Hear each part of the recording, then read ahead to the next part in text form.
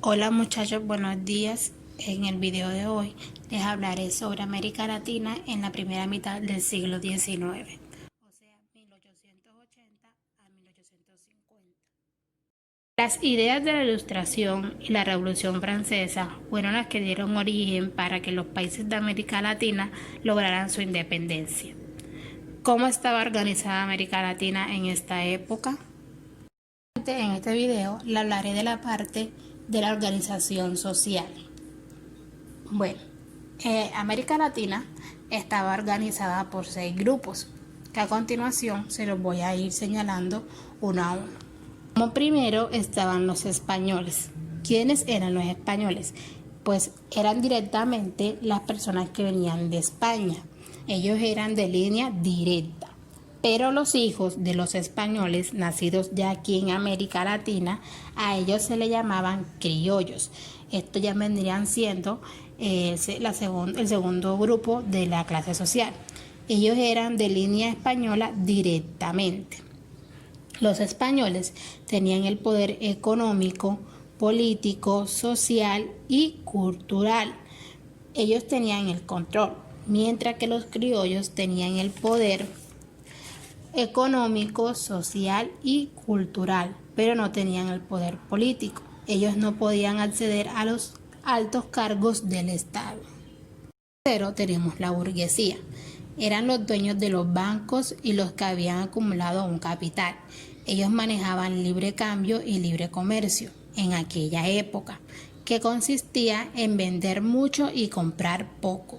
Entonces tenemos los campesinos, eran los que trabajaban la tierra a los españoles, a los criollos y a la burguesía que existía en estos momentos, pero ellos no eran dueños de la tierra, ellos no tomaban ninguna decisión. Los campesinos era la clase social más abundante que había. Entonces tenemos los indígenas. Ellos se encontraban en sus resguardos. Ustedes se preguntarán qué son los resguardos. Bueno, eran las tierras que le habían donado la corona para que ellos permanecieran ahí después de su larga explotación. Entonces el gobierno les donó unos territorios para que ellos desarrollaran sus actividades y de esa manera frenar la explotación. Y como sexto tenemos a los esclavos. Para suprimir el trabajo de los indígenas, entonces fue cuando los españoles trajeron a los negros, que eran traídos de África, y los convirtieron en esclavos. Se consideraba para ese momento que eran animales y que no tenían ningún tipo de derechos. Por tanto, esta era la clase social de toda América Latina. América Latina comprende desde México hasta la Patagonia. Ahora les hablaré del contexto de Europa, especialmente de España. Resulta que para la primera mitad del siglo XIX existió un personaje en Europa, especialmente en Francia, llamado Napoleón Bonaparte.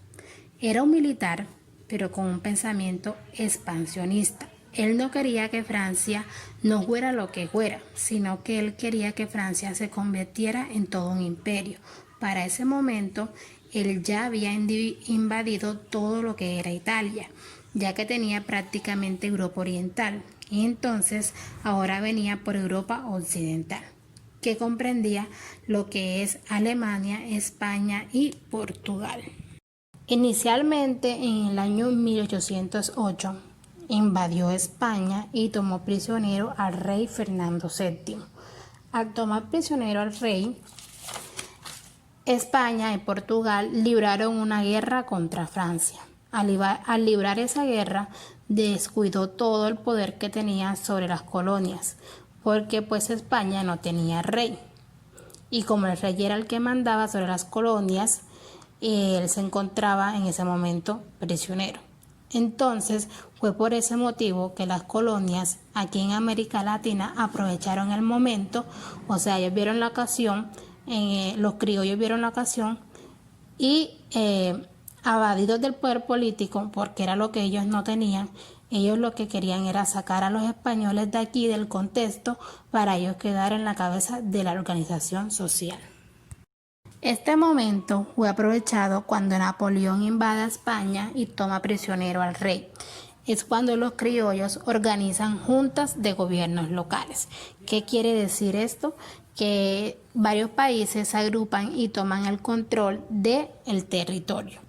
En un principio le juran fidelidad al rey, pero cuando se dan cuenta que el rey no aparece y está prisionero, entonces los criollos toman el control. Y los campesinos, los indígenas y los esclavos empiezan a trabajarle a la burguesía y a los criollos. Y es donde se organiza la lucha de la independencia. Entonces, estos son los dos contextos de las independencias de los países de América Latina.